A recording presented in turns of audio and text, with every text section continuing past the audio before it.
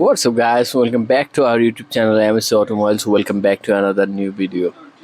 So guys, একটি CNG চালিত গাড়ির সিএনজি সিলিন্ডার সার্ভিসিং করা হচ্ছে। আপনারা দেখতে পাচ্ছেন কি পরিমাণ মানে এটার ভিতরে কি পরিমাণ ময়লা আছে একবার চিন্তা করে দেখেন।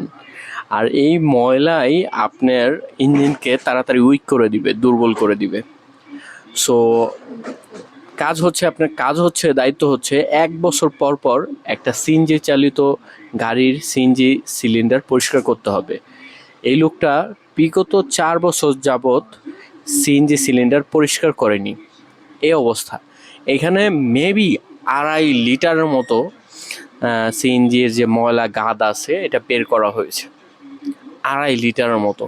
2.5 লিটার গাদ যদি আপনার ইঞ্জিনে প্রবেশ করে জ্বালানি গ্যাসের মাধ্যমে, তাহলে একবার চিন্তা করে দেখেন আপনার ইঞ্জিনটা উইক হতে কতটা সময় লাগবে।